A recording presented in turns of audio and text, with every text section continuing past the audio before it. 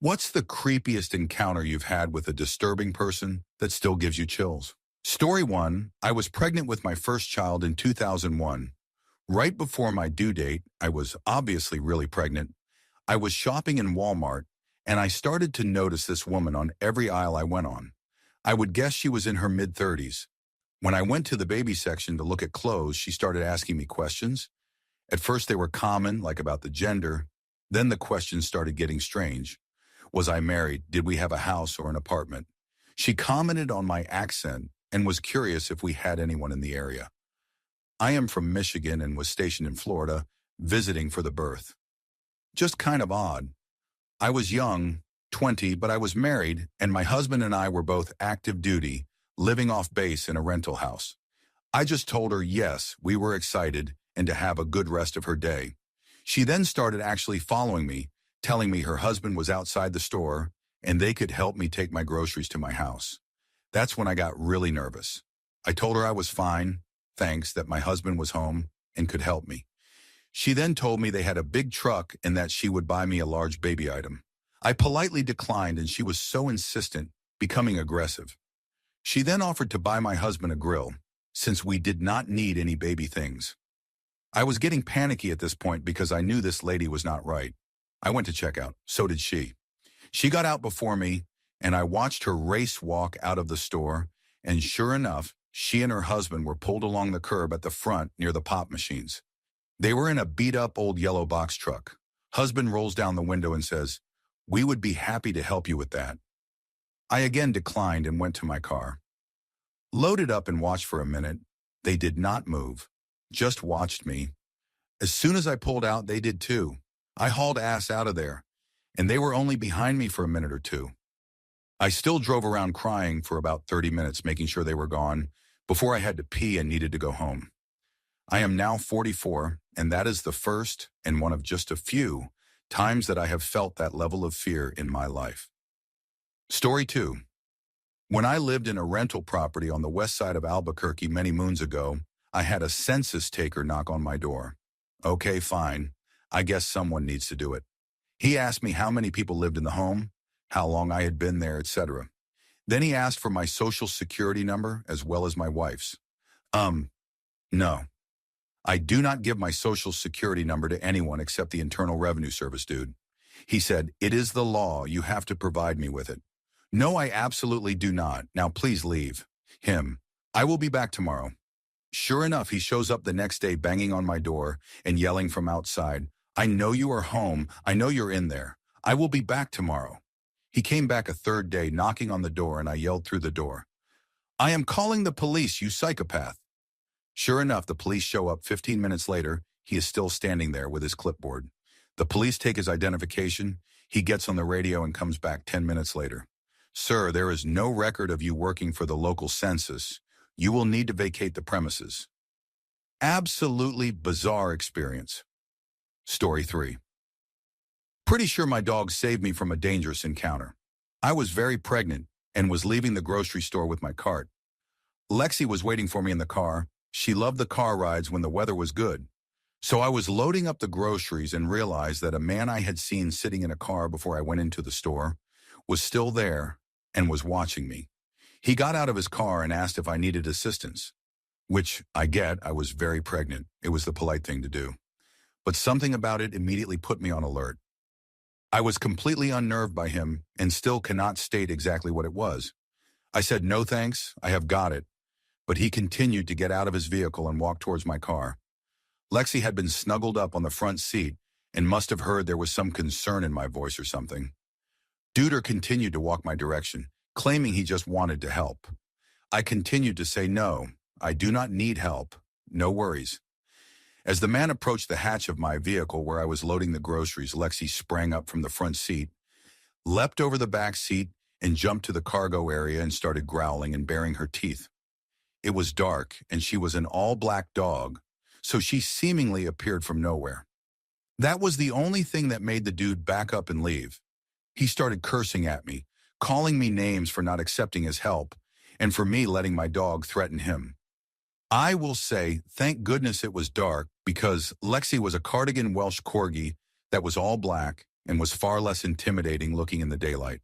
She looked like a black lab puppy but had super short, stumpy little legs.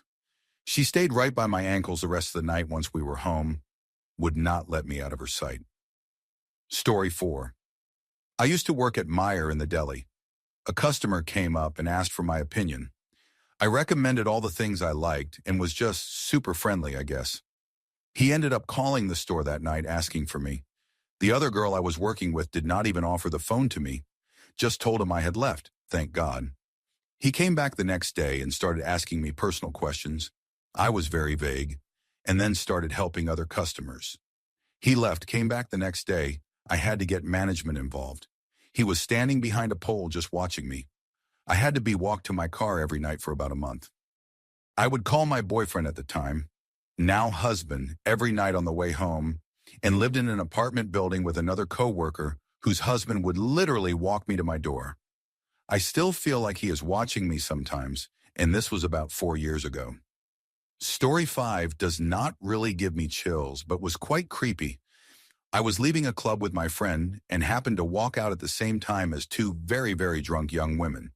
They were so drunk, one of them kept saying, "Where is my phone? I have lost my phone," until she realized it was half wedged into her top. They started talking to us, and I decided to make sure they got home safe. They did not want to pay for an Uber and wanted to walk home despite not being able to walk and not being able to operate their phones. I insisted that they order it and did it for them. I also decided to wait to order mine because they were extremely vulnerable and unwise, probably recently 18. While this is happening, a very sketchy-looking dude with a weird look in his eye comes up to us. He asks us if we want to go to an after party and mentions his Uber is on the way. I politely refuse for all of us, and he kind of hangs around looking at the girls and looking toward the entrance of the club. His Uber, van-style people carrier with a sliding door, pulls up. He opens the door and says nothing to the driver. Suggests we come to the party again. Waits for an uncomfortable amount of time and realizes we are not going to come. Closes the Uber door without saying anything to the driver. And the Uber drives off. He then makes his way back up to the club. He was in the club that night and probably followed the women out. But unfortunately for him, fortunately for them, they got talking to me. Story 6, I was the designated driver for the night. I had dropped my friends off outside of this venue, so they did not have to walk far since they were already a little drunk for some concert club event thing, but then had to go find parking as the area was just packed. Took a couple laps, etc., ended up parking around 5 blocks away. Come across this woman who is upset, seems a bit confused, but hey, very attractive and mid-20s, range like myself. First thought was, oh cool, she is talking to me. Realized within 15 seconds she is bombed. She had just left some bar, was going to meet her friends after, her phone had died, etc. But she was rambling and had to keep getting her back on topic. Ended up finally getting the number of a trusted guy friend out of her. Explained that I could not just leave her like this. She is in a terrible state. Anyway, long story short, he says he can come, but will be about an hour. While I am waiting, same kind of thing. A couple of guys come over and say we should come party with them. Really close by, will be fun. I decline, as I do not know these people, do not even know this girl, and just want her to be picked up safely and taken home. They kept pushing, were trying to suggest that maybe just she should come, were sketching me out, and I raised my voice enough to hear I was annoyed and told them that neither of us are going with you. Could not have taken them, but this is a really busy bar street in my town and people everywhere on a Saturday night. They eventually leave. Her guy friend shows up, loads her into the taxi, says thanks, and she presumably gets home safe. I am 95% sure they roofied her and followed her. Story 7. In July of 2006, I, now 44 female, was attacked while jogging on a bike path that butted up against a large university campus in the Midwest. I was just nearing the end of a 5-mile run when it happened. The path had looped around a wooded area and lake in an oval shape. I had seen the guy at the beginning of my jog, but thought nothing of it, so I can only conclude that he had waited in the adjacent woods for me to loop back around. After he attacked me and threw me to the ground, he had attempted to suffocate me and move me up into the wooded area.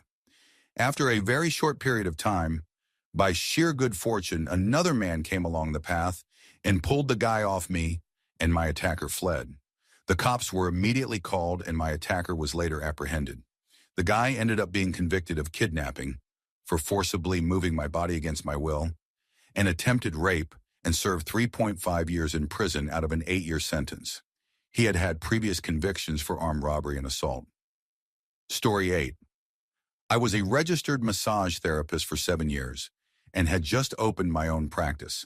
I was renting space at a clinic and there were other practitioners who would often refer clients for other services.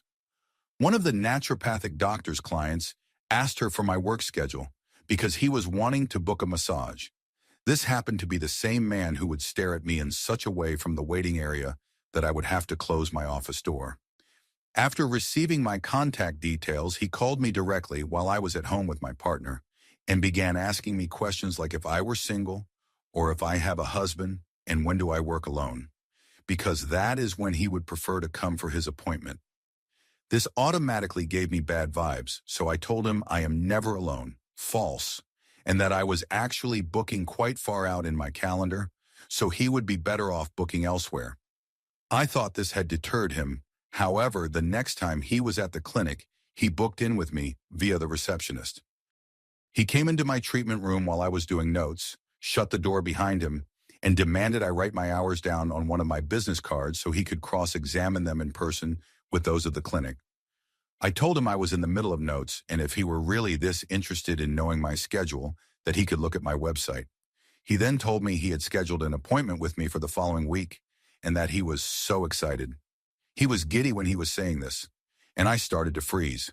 I got up from my desk to walk him towards the door, but instead he took a step towards me and started trying to make out with me.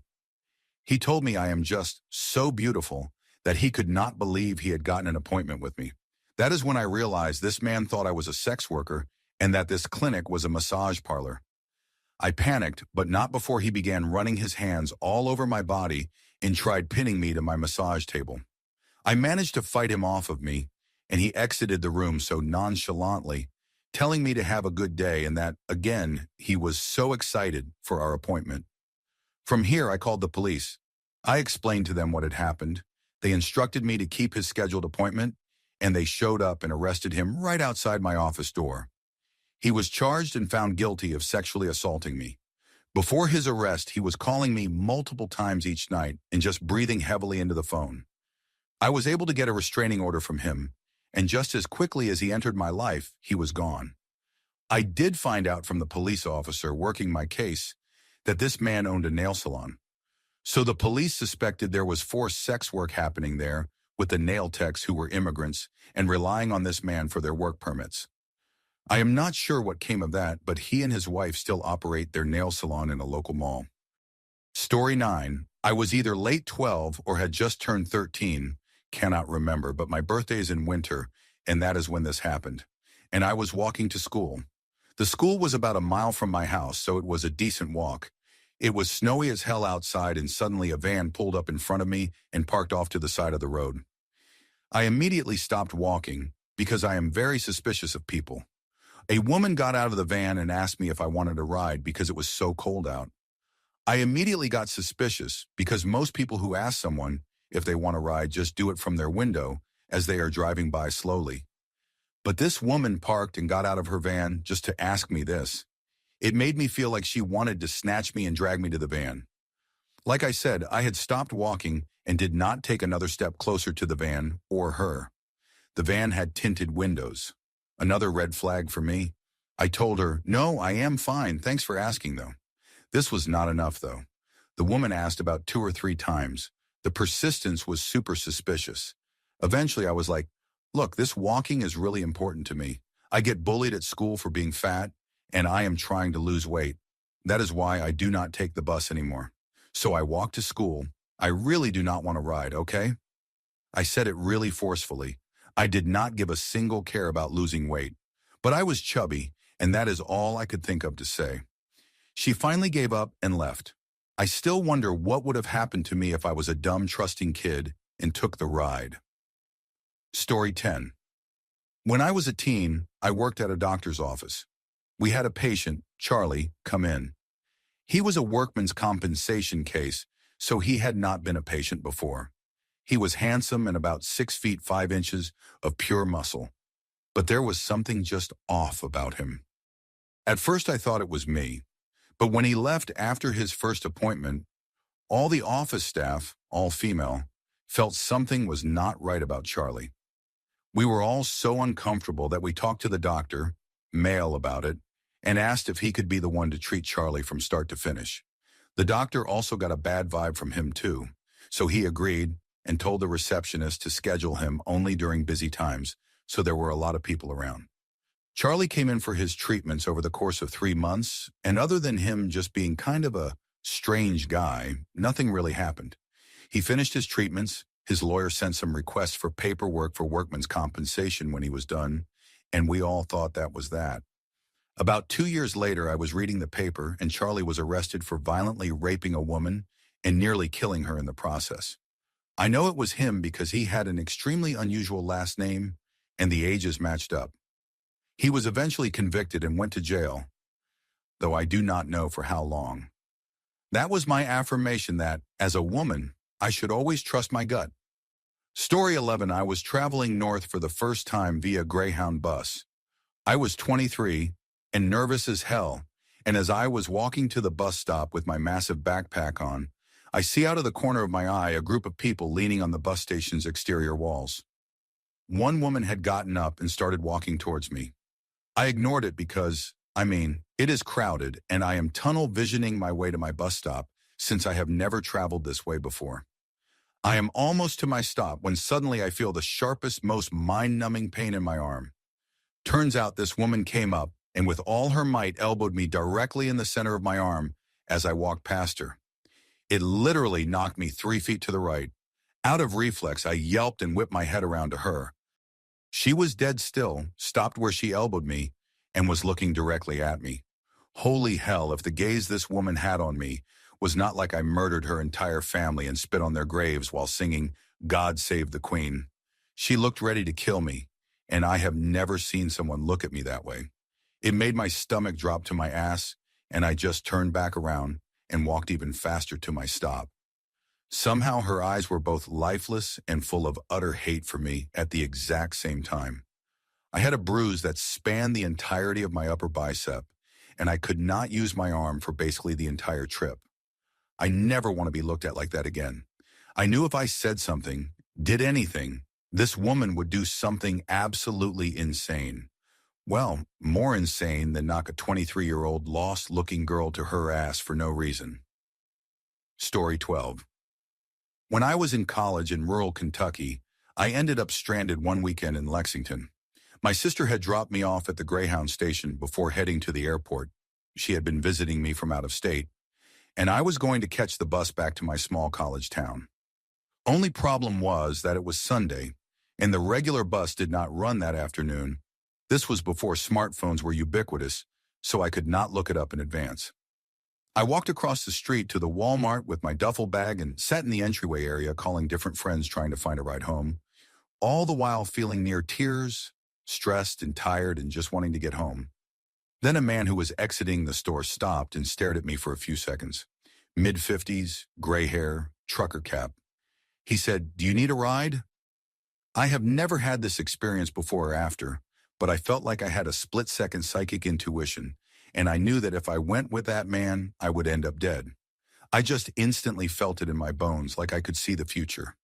It was terrifying. I said no, and he tried several more times, but finally left. Thankfully, a friend of a friend finally gave me a ride, still during daylight hours, and I made it home safely. Story 13. When I was about 10, I was playing on the playground alone at my school after school hours, with nobody else there on a summer day. The playground was at the left side of the school, and there was a paved road all along from the front of the school to the back of the school on the right side. The back of the school is the way I would go home, through a dirt road surrounded by swamp. It was semi-secluded but a short walk from home. I was on the playground and went around to the back right side to go my usual way home, and there was a big truck with tinted windows parked there. I tried to move around it, and it moved forward to block me, so I ran to around the left side of the school out of the truck's view to go the longer way home through the front. The truck had followed me to the front of the school. I went back around again to leave my usual way, and the truck was once again moving around to the back. I knew something was terribly off, so I went around near the front again, but when I was behind the building, where the truck could not see me, I went through a hole in the fence and waded through fields for about an hour before I finally got home, without being kidnapped. I told my mom about this happening, and she said the person in the truck probably did not have any nefarious intentions, but I just do not believe that for a second. The very long walk home was terrifying. I kept expecting to turn back and see someone following me. Story 14. When I was about 14, my longtime childhood friend and I, both having super strict parents, used to sneak out in the middle of the night during our summer break, just to hang out, walk around town, and generally sneak around feeling daring. One night I went and stood outside her house at the usual time, but she did not show. I eventually gave up and went to walk back home.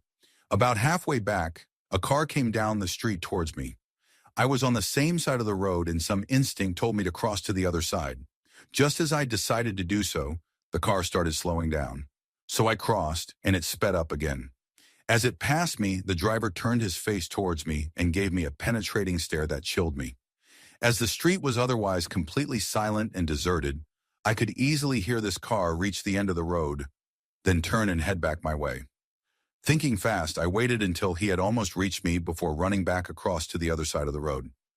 This time the look he gave me was unmistakably angry. He sped up again, and as I was just passing a smaller side road, I ran down there as fast as I could.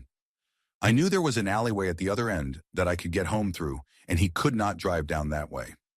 Again, I heard the car reach the other end of the road and turn around again. As the sound of the engine approached, I dived behind a parked car. He came down my side road, driving very, very slowly. Peeking out, I caught a glimpse of the driver looking left and right as his car crept along the road. He was clearly looking for me. As soon as the car had turned a corner out of sight, I ran up a nearby gravel driveway that turned out to have a couple of lock-up garages at the other end. By some amazing stroke of luck, I found one was unlocked.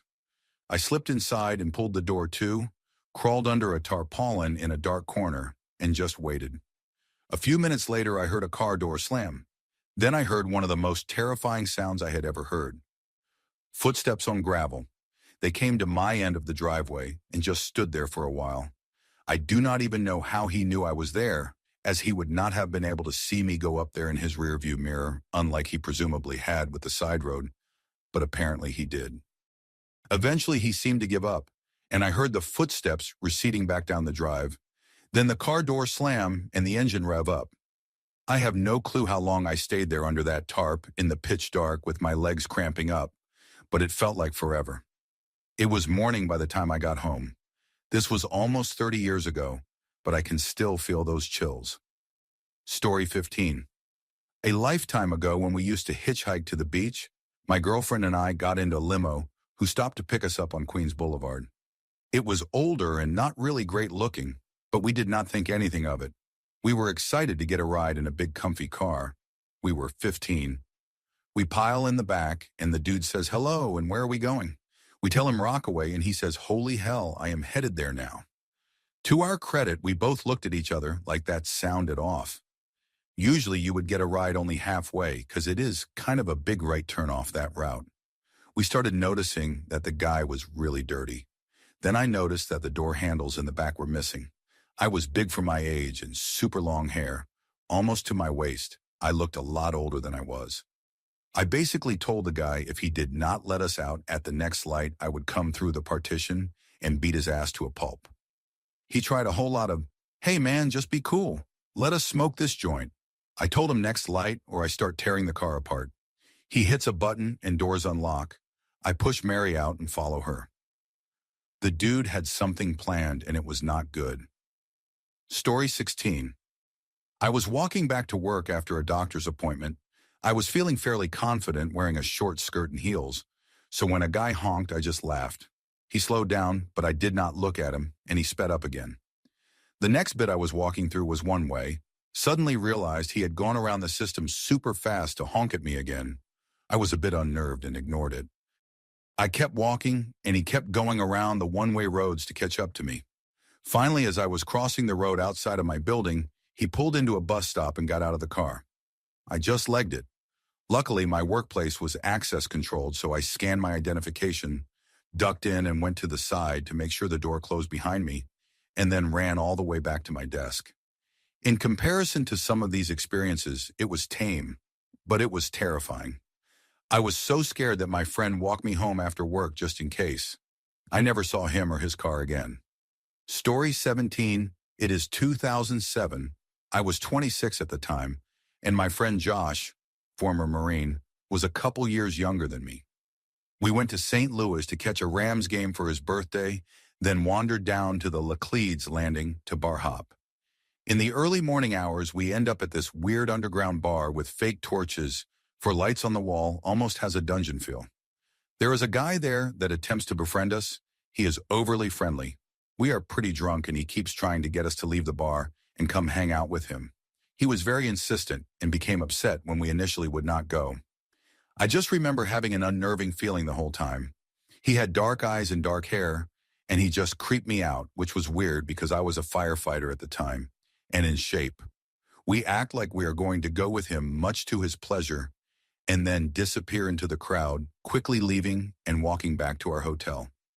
The entire interaction just felt off. I joked with Josh that one of our friends would have gotten a photo of our head on a pike that says, "I go home," like in Hostel, because it really felt like he had nefarious plans for us.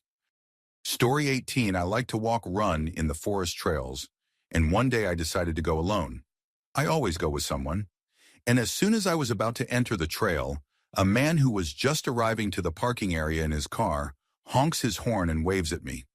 At first I thought, oh, maybe it is someone I know. So I waved back, but then I started walking towards the car and noticed I did not know him. So I started to walk back into the forest. He drove off, and I thought that was the end of it. I thought maybe he was just a friendly stranger, so I kept walking. But within 2-ish minutes, he was behind me. Then he started to walk next to me and talking to me. He was thin, long, unkempt hair, and overall he just scared me. He had a big tote bag hung from one shoulder and his opposite arm inside the bag. He said, "Yeah, I just came to walk with my cat. She is inside my bag. She loves coming here." At this point, I had stopped walking, and we were just standing in the trail facing each other. The whole time he talked to me, he kept coming closer and closer to me. I did not realize just how much we had traveled until I noticed I was not on the cement trail anymore. I was on the actual forest grass, really close to the trees. He kept asking if he could walk with me or if I wanted to go with him. That, coupled with him continuing to get closer to me and also with his arm inside the bag, like he was going to pull something out, really began to freak me out. And I began to get really anxious and nervous. And I know he could tell. But that did not stop him. Any normal person would have sensed the discomfort and left me alone. I told him I had to go and started to take steps backwards to the entrance of the trail, where I had just come from. I decided I was not going to keep going and was just going to go back to my car. He kept walking towards me as I was walking away, telling, "Oh, why? Do you have a husband? Or what else do you have to do?" I am not sure what his intentions were, but I am convinced that if it were not for the fact that there were so many bicyclists passing by that day, he would have done something to me. Story 19. When I was in 3rd grade, I was on a local community service soccer team, and normally parents would be acting as coach and assistant coach, but the parent who did the assistant coach position was sick that day, so Community Service Center sent a random middle-aged woman to act as assistant coach for that game. Well, it also happened to be my best friend at the times. I will call her Millie for this. Birthday that day, and so she was having a sleepover party after the game, and the whole team was invited. So we were all being normal little girls, being super excited and talking nonstop about the sleepover at Millie's. And it was about halfway through the game when the assistant coach lady called me over by name, and my instincts instantly knew something was off because my stomach dropped. I went over to her reluctantly and stood a couple feet away, but she wiggled her finger to motion me closer to her. She said closer again until I leaned in enough. Then she said, "Hey, I just wanted you to know that I am Millie's mom, so you will be coming home with me today after the game. As soon as the game is over, come right with me to my car. Do not stop to talk to anyone." I got such bad vibes, so I clung close to Millie for the rest of the game, and then as it ended, I said, "Millie, I will explain later, but after the game, let us run to your mom's car, okay?" and thankfully she did not question me, and we rocketed to her mom's car as soon as the final whistle rang out. And I think up till that point I had retained some hope because I did not think adults would just lie like that. But when we got in the car, a totally different woman turned around, and when I asked, "Wait, are you Millie's mom?" she looked super confused and said, yes I am. Why?" And I explained what happened while on the drive home to Millie's, and she was super, super concerned and told me to tell my parents the next day. But when I told my parents, they thought I was making it up and did not believe me. I was their firstborn, so I think they figured kids just lie about that stuff. I do not really know, to be honest. My grandmother believed me, though, and for that I am thankful, because I felt very scared and alone and confused, because I did not understand why that lady would have tried to take me like that. Story 20, I was 16 years old roller skating with my friends at the local teen hangout spot when a mildly attractive young woman approached me and asked for my number. Being a 16-year-old boy, I was like, "Sure, have my number, you are kind of cute." About 20 minutes later, she comes back over to me and asks if I want to leave and hang out somewhere else. At this point, she tells me her brother, some similar age guy she was with, will drive us around then bring me home. I was super weirded out and had a gut feeling that was not really her brother, maybe her boyfriend partner in crime. I told them I already had a ride home from my friends and I was all set. She got angry and insisted I come with them, that they will get me home safe, and I have nothing to worry about. My friends overheard this and came over to say, "He is all right, he has got a ride home." To this day, I still get super anxious about how easily 16-year-old testosterone filled me could have just left with a random girl and never seen the light of day again. Story 21, I was walking our dogs mid-morning, like 9:30, 10 a.m., when a random car pulls up beside me and asks if I'm single. I had to pull a headphone out to hear them, and only even stop because anytime that has happened before, someone just commented on how cute the dogs are. I tell this guy, "No, I am not," and he says, "Oh, okay, well you have a really nice ass." I do not even reply, just roll my eyes and walk away, put my headphone back in, and he drives off. This man proceeded to do laps around the park following us. I tried hiding behind some bushes until he left. I thought he had finally gone and started walking home when he pulled up behind me again and rolled down his window. I do not know what he was even saying because I just talked over him saying, "No, no, no, just leave me alone. Go away. I do not want to talk to you." He drove off again. I got his license plate and decided to call the police. He continued to drive past me at least 4 more times while I was on the phone with the police, and they had to escort me home. I completely avoided that route from then on, but he lived nearby, unfortunately, so I did see him drive by 3 more times, weeks or months later. Made me feel so unsafe in our own neighborhood. Luckily, we moved out of state eventually. My husband has since informed me that he found where the guy lived and worked and would run by the house and keep an eye on him, but never did actually speak to him. Men, leave us the hell alone. Story 22. I was walking back home along the beachfront after being out with the girls at about 11 p.m. I think I was about 17 at the time. It was 35 degrees in the middle of August, absolutely boiling, so I was just wearing denim shorts and a barely there top. No part of me felt anxious or worried. I lived in a small, safe country with barely any reported crime. This was about 2008, 2009, so social media was not prolific either. I turn into one of the narrow roads away from the beachfront, and it is just pitch black minus some faraway lights from street lamps. I could see the silhouette of a man in the distance getting out of a car and approaching me. I did feel a little nervous, but about 5 seconds later, I could clearly see that it was a police car with the blue lights, so felt instantly relieved. He approaches me and asks me if I saw 2 men running down the street. I tell him, sorry, did not see anything. He looks around, visibly concerned, tells me the 2 men were accused of sexual assault and that he could not possibly allow me to walk home by myself. He then gestures for me to get in his car so he can take me home. At this point, I am just thanking my guardian angel for sending this hero my way to protect me. It was definitely a police car. He had the badge. He wore the uniform. All good. I feel super safe. He asked my name, makes some small talk, and pretty soon I have revealed that my dad is away, I do not have a brother, and I do not have a boyfriend. People do not ask these questions in an obviously creepy way. It is never, "Hey, little girl, where is your daddy?" It is more like, "I cannot believe you are walking home alone. Why does not your dad pick you up? Or your brother? Oh, I see, no boyfriend either." Then it is the, "You must have a lot of boys after you. Oh, you are only 17. You seem very mature for your age." Then comes the, "You are going to break so many hearts, and you will turn into a beautiful woman." At this point, I am not so comfortable anymore, so I ask him to drop me off a couple of streets away from my house. He stops the car and just turns his body towards me. Tells me, does not ask, tells me, to give him my number because he wants to message me on weekends and make sure I'm not walking home alone again. I give him my number without hesitation because I would much rather block him afterwards than risk a confrontation at this point. He is nonchalantly touching my thigh as he speaks, my face moving my hair behind my ear.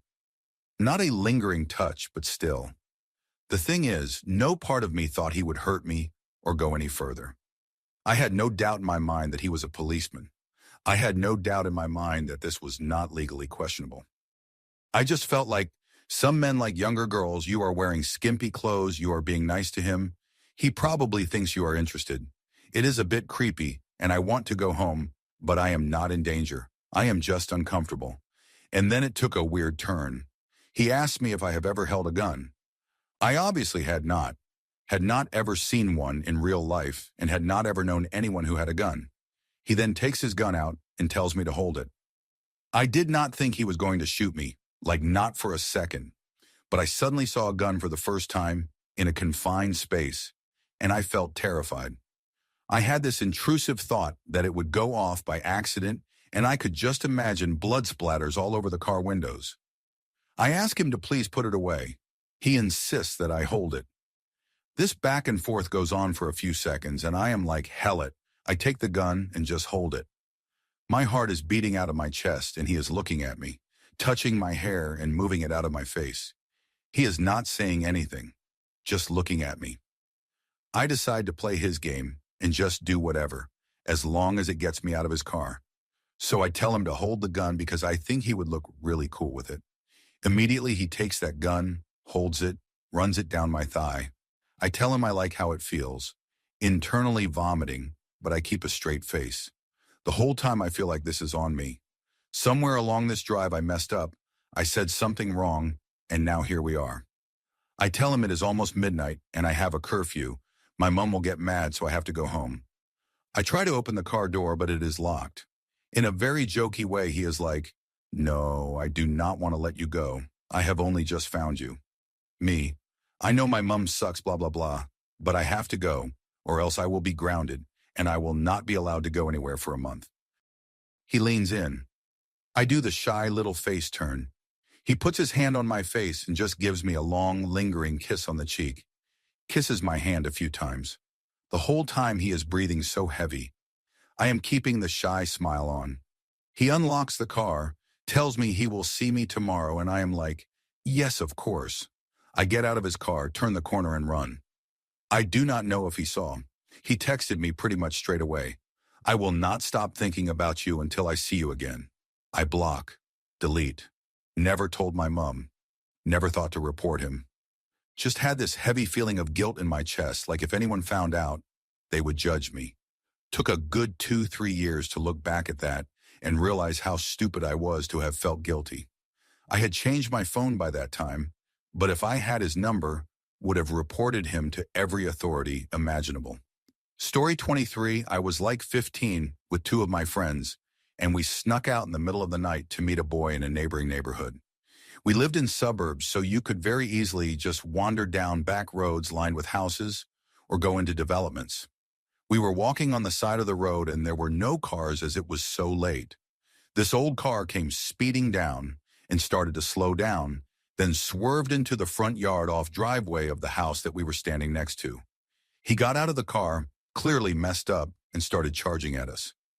My 2 friends ran, and I was frozen. My other friend came back and grabbed me and literally pulled me away, and we sprinted to a different neighborhood. Then we hid in the bushes next to the front door of a different house, and I kept begging my friends to let me ring their doorbell for help. Then that car kept slowly creeping back and forth down the road in front of the house we were at, clearly trying to look for us. Story 24, I had a guy I did not know approach me at a restaurant bar when I was out with a group of friends. Of course, generally that is okay to do, but what he said to me really creeped me out. He looked at me very intensely and said, "I know who you are. I know everything about you. I know the truth."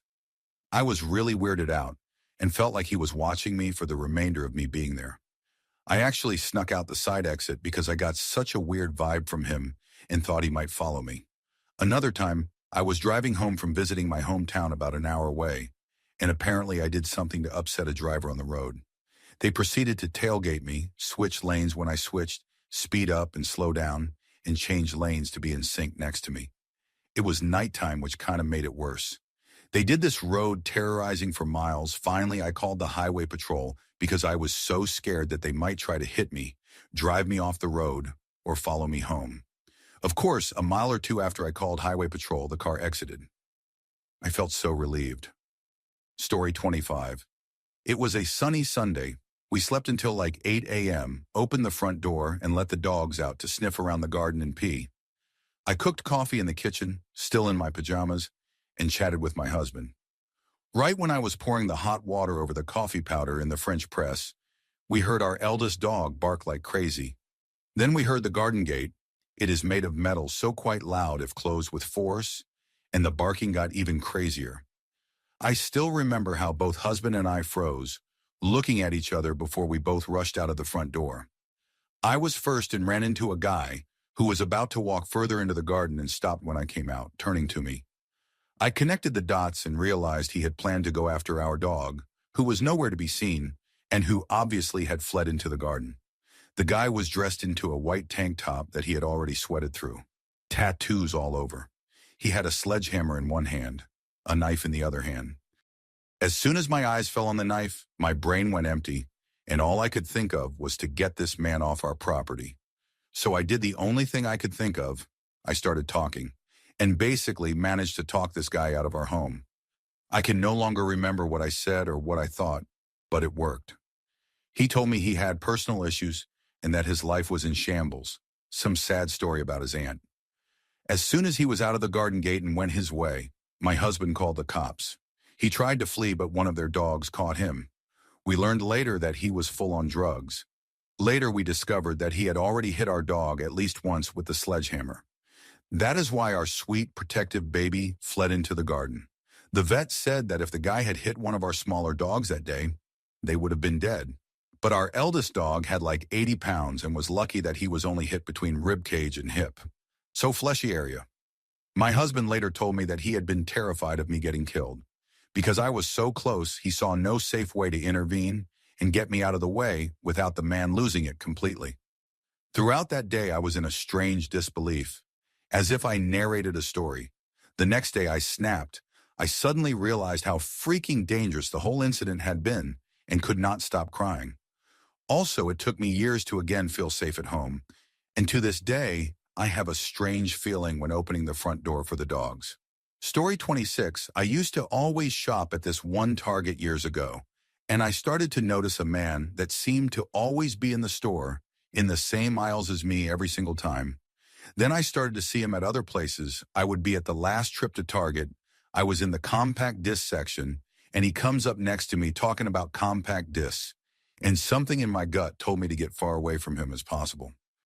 I left my cart and quickly left the store, and as I fumbled around for my keys, yes, I should have had them out beforehand, someone grabbed me from behind and started to drag me across the parking lot.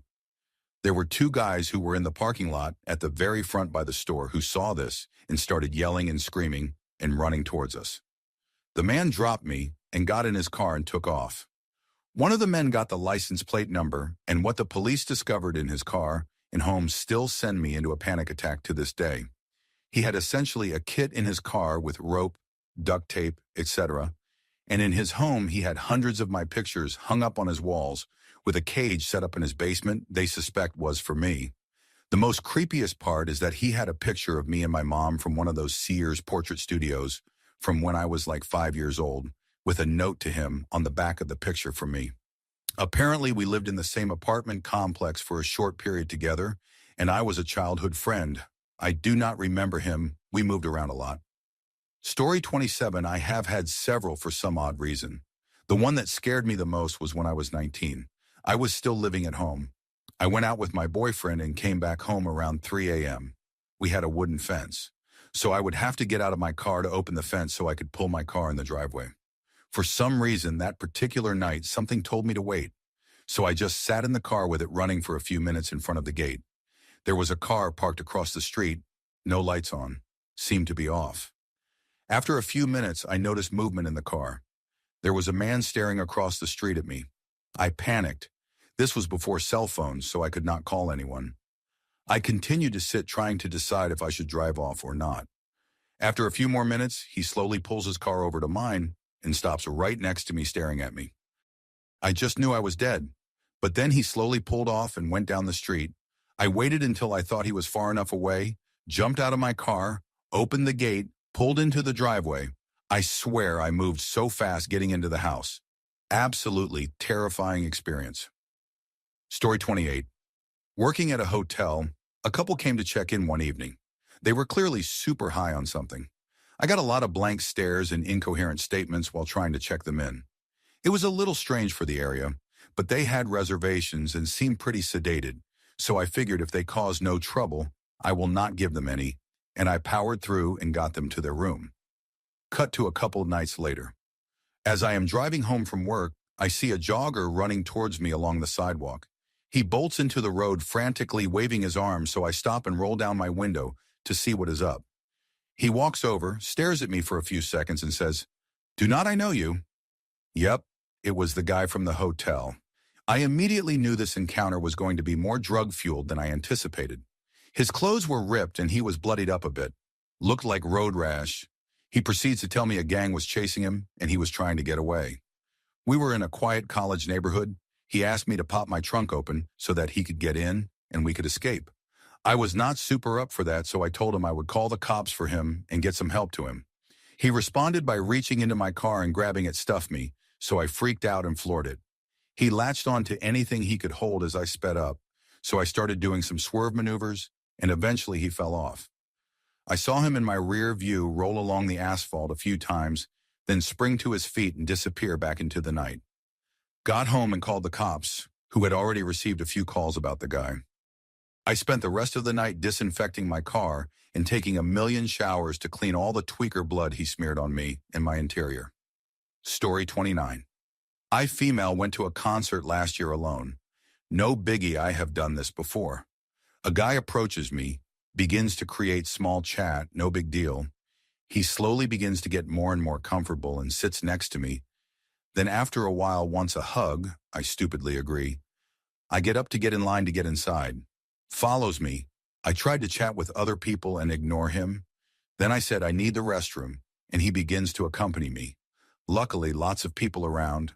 After I am done, I hurry back to get in line. He gets annoyed I did not wait for him outside the bathroom. He then says he goes to get something to eat. I am so relieved since he is giving me the creeps and alarm bells are ringing. I move to another line and do not see him. Very relieved. Then once inside the venue, he approaches me again, and I am at the point where I'm absolutely terrified. The concert ends and wants to say bye, and I just hurriedly leave the venue, bolt from my car. I have never ever met someone that made me feel so terrified and scared. It is like when they tell you you have met a psychopath. Yep, this still creeps me the fuck out to this day. I was so thankful I was around thousands of people and was never alone with him. Story 30. Years back, me and a friend went into a pub we used to go to. It was a bit of a locals pub, mostly old men and a few younger chaps like us at the time that enjoyed a decent ale or good food. There was a stranger at the bar, which was quite odd in itself in this pub, but it was quite a small town. Even if you did not know everyone, you would usually seen them before. Once we got to the bar, he was clearly being inappropriate toward the bar staff. She was a young Polish girl, very pretty but quite timid, and he was making her very uncomfortable. We told him it was not on and asked if she was okay. She said she was, or offered subtle to throw him out if she wanted him gone. She insisted she did not want the fuss, though. We sat down with our beers. Less than 10 minutes after we had warned him, one of the old boys was having a massive go at him, demanding he apologize to the bar staff. He got aggressive towards the old man. Me and my friend got up and intervened just in time, as this stranger raised his hand to hit the old man. We dragged him outside and told him not to come back, went back in and apologized for the fuss to the barmaid. She was, despite her earlier insistence, grateful. Most of the chaps in there put several drinks in behind the bar for me and my mate. However, about 45 minutes later, a regular came in and made a comment about someone outside. The barmaid flicked the closed-circuit television to the outside camera, and this guy was back, just stood there staring up at the camera. She was shaken by this. We offered to move him on. She said she was sure he would go in a minute. He did not. After about another 5 to 10, he was still there, unmoved, just staring at the camera. She asked us to move him on. We went out and he started walking away immediately, shouting something about, "Our souls will be torn apart," or something like that. We stayed till lockup to make sure she was okay, and he did not come back. We took a look at the closed-circuit television recording, and this guy had stood there for almost an hour just staring at the camera. What is worse, the barmaid told us some of the stuff he had said to her before we got there, some of which was just downright sick, such as, "I bet you were a beautiful child. Your daddy was a lucky man to bounce you on his knee," etc. All predatory undertones to them. If we had witnessed that, he would have left a lot sooner and a lot harder. Never saw him again, ever. Story 31, I was out walking my old dog late at night in my 20s. It was New York City, but a pretty safe neighborhood. The thing you need to know is that this was the sweetest and mellowest dog of all time. I used to joke about how she was the world's worst guard dog, despite being about 80 pounds. Like, workers would come into the apartment, she would sleep through it, and if she woke up, she would just lick them a few times and go back to sleep. I never once heard her bark or growl at anything or anyone, ever. Chillest animal of all time. She was probably about 10 at this point. Well, this one night I was walking her and a guy's walking towards us down the block. Normal-looking guy, well-dressed, 30s, nothing outwardly suspicious about him. But my dog's hackles went up. She growled deep in her throat and positioned herself like she was ready to go at him. You better believe I got us across the street and out of there in a hurry. Maybe there is some other explanation, but I still think about it sometimes. She never did anything else like that before or after. She had a good long life and passed away at 14. Story 32. I was a kid, about 12 years old at the time. I was traveling with a few family members, mom, dad, aunt, uncle, and my 2 cousins. They had rented a big van for us to all ride together. We all lived in Rhode Island at the time, but were traveling to Lake George in New York for a vacation. About halfway through our drive up there, we stopped to get some pizza. It was a totally random pizza place in a completely random town. I do not remember where exactly. I remember I started to get queasy from car sickness, and the adults decided that we should stop to eat since it was halfway point anyway. For extra context, I had never been there before in my life. Never to Lake George, and certainly to this particular pizza place before. We get in there and start eating pizza. There was an arcade on the complete opposite side of the restaurant from where we were seated. I decided I was going over there with my cousin, who was the same age as me. He was not done yet, though, so I said I would meet him over there. I get up, cross this extremely busy restaurant. It was really noisy, and even if I had been talking to someone at the time, no one nearby would have been able to discern or make out anything. So right as I am entering the arcade area, this little girl, probably 7 or 8 years old, walks straight up to me from the crowd. She looked just like the little girl from the Poltergeist movie. Long, pale blonde hair and blue eyes. I also remember she was wearing a light-colored sundress. She stopped right in front of me, looked me dead in the eye and clearly said, "Hi," my real first name. I stared at her dumbfounded. I had no idea who this kid was. She took off right after she said it. I tried to find her afterwards to point her out to my family members. None of them believed me except for my cousin. But we could not find her. It still bugs me how this kid in a totally random town, in a totally random place, somehow knew my name. Story 33. I went on a girls' trip to Orlando, Florida back in 2017. We had taken an Uber from our hotel so we could have a few drinks. We wanted to check out this cool steakhouse that was lit up in cool neon pink lights. We got in the Uber, and our driver was the nicest man. We had a good conversation on the way to the restaurant. When he dropped us off, he asked if we needed him to hang out for a minute in case we changed our minds. We told him we should be fine and he could leave. I was confused when he asked if we had any bills. We get inside and it is a strip club. Laugh out loud. The guy at the counter would not let us inside because we were not being accompanied by a male. No problem. We did not want to stay anyways. We decided to go wait outside and get another Uber. I cannot remember what we were all wearing that night, but I know it was the crop top Charlotte Russe fashion era. If you know, you know. A man approached us asking if we needed a ride, claiming he was a taxi driver. I did not buy it. He was driving an older Toyota Corolla.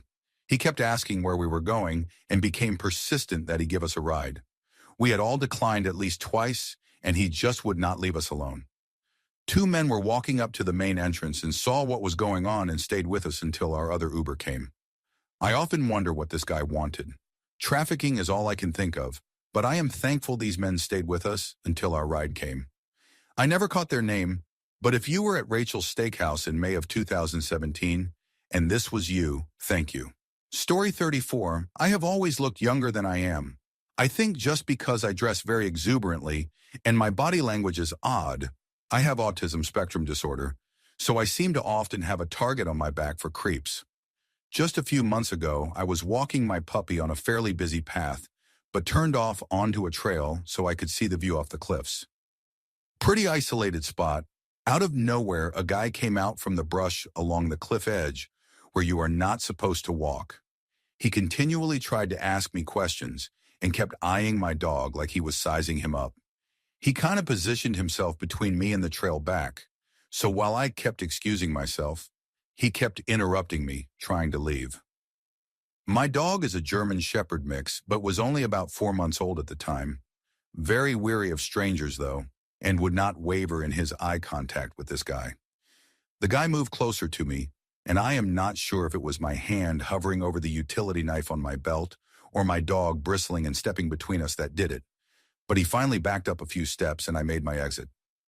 Literally on the walk back, 15 minutes later, a different guy stumbled out of the bushes talking to himself, crossed the path, and kept walking through the grass, which was startling but ultimately harmless. I watched that series, The Gift of Fear, and now I am nowhere near as polite. I do not feel an obligation to smile at strangers. I make hard eye contact to let people know I see them, and I leave if I am uncomfortable. My dog is 55 pounds now, and still not fully grown, and he helps a lot. No one approaches me when I'm with him now, and if I see someone eyeing us, I get my dog to do a few training exercises and they stop. I think the combo of, oh, that is a big dog, and oh, that is a well-trained dog is very effective creep repellent. It is especially apparent how effective my dog is because I still get harassed in public in broad daylight when I am out alone, but can walk at night with my dog and no one gives us a second glance. Story 35. I was outside playing with my cat in my yard when I was 3 when this stranger stopped his van on our rural road and came over to me. My cat freaked out and hissed at him, which scared me, so I ran inside to get my mom. When she came outside, the dude claimed to be a neighbor. It was a very small town, and my mom did not recognize him, so he was definitely not a neighbor. Apologized for scaring me and claimed he just wanted to tell me what a nice cat I had. Then he left. I always remembered that experience because it seemed so odd and creepy, even as a kid. Found out as an adult that a young girl had been kidnapped 10 minutes away from my house around 4 to 5 years before this happened. The only lead was a strangely painted van parked near her school bus stop. That was the last time anyone saw her. She disappeared in 1985 and unfortunately still has never been found. I have always wondered if I had unknowingly been face-to-face with Cherry Mann's presumed murderer. Either way, I do not think the strange guy in the van had good intentions, because what 20 to 30-year-old dude is going to stop his van on the road to compliment a little girl's cat? So I probably owe my cat for saving me from an abduction or worse, because I was too young and sheltered to grasp stranger danger. The only thing that gave me a bad feeling about this dude was my cat's reaction, which makes me incredibly grateful my dad had let me keep the stray cat that showed up on our porch a few months before this. I definitely think I had a guardian angel looking out for me that day because it was only my cat's reaction that raised the red flag. I totally think he could have lured me to his van if my cat had not gotten so protective.